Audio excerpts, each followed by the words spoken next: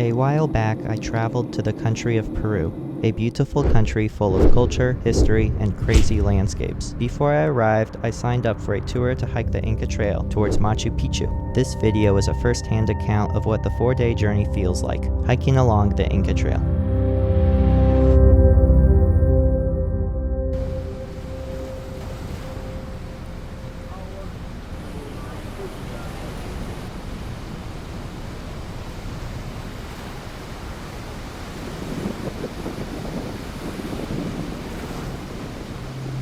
The first day was the easiest hiking day. Ignoring the 6 a.m. wake-up and 2-hour bus ride to the trailhead, we hiked a gradual incline along a river valley about 7.5 miles to our first campsite, located at the base of a mountain pass that we would climb over the next day. It got progressively windy as we made our way up. Our guides warned us of potentially stormy weather that night and into the morning.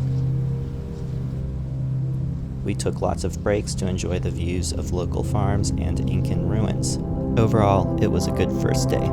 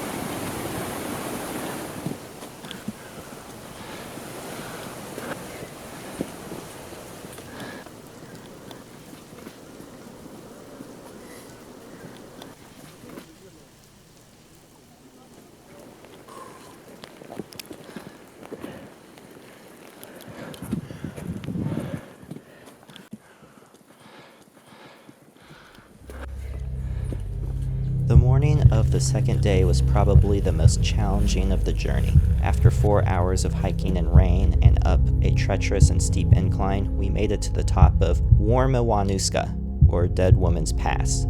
At 13,800 feet, this would be the highest point we reached during the journey. Once we made it to this milestone, it was a gradual coast down the rest of the day. I was still wet from rain and sweat, but I was pretty separated from the rest of the hikers and able to take in the natural beauty on my way down to our second campsite.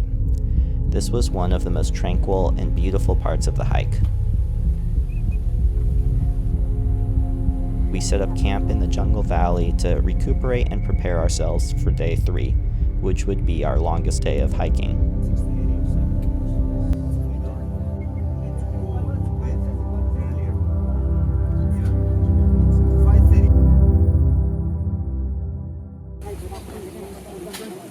Just like the previous day, we started off with a bang, hiking up and over a mountain pass. The weather conditions were much nicer, and we were able to take numerous breaks to check out some Incan ruins.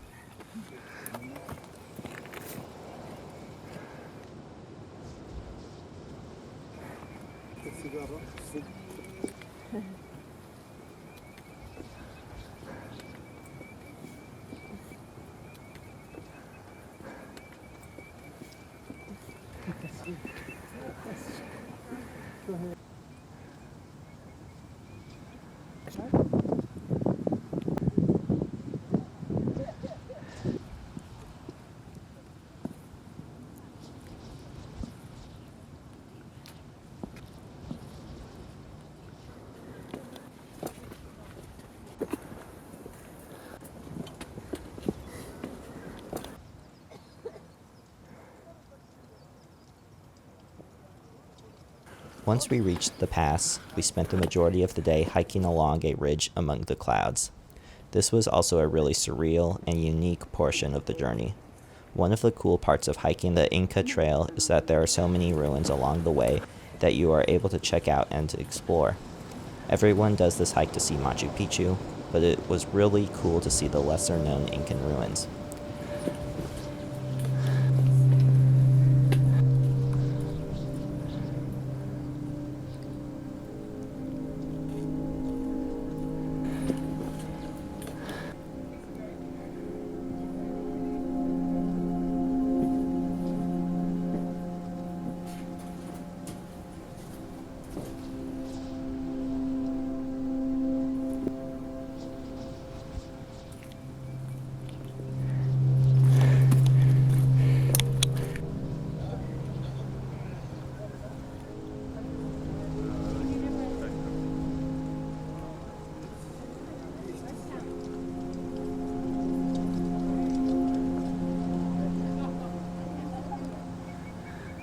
After lunch, we started hiking down below the cloud line and into the jungle.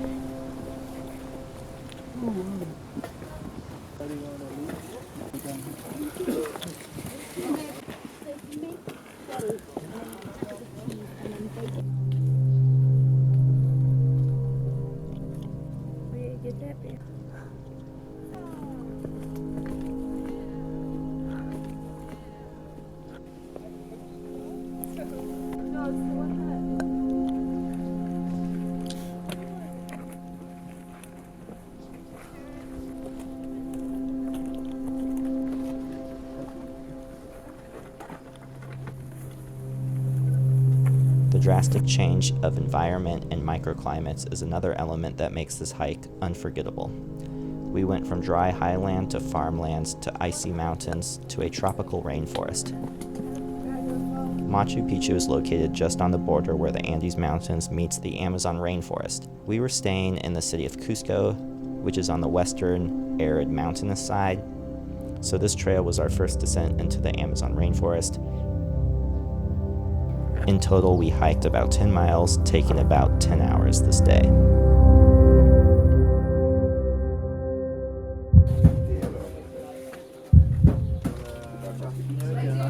We had a short hike on the last day to Machu Picchu, but woke up before sunrise to beat the crowded trails.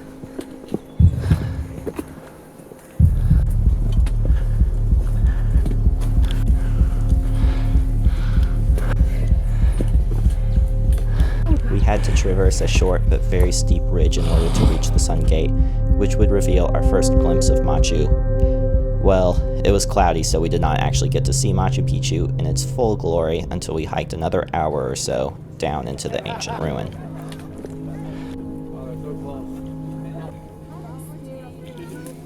Everyone has seen pictures of Machu Picchu, so you know what to expect going into it. But seeing it in person, especially after 4 days of hiking, is definitely a rewarding experience. It is bigger than you expect, and it is crazy to walk through it and imagine people building and living in the structure hundreds of years ago. In order to hike the Inca Trail, you need to pay for a guided tour.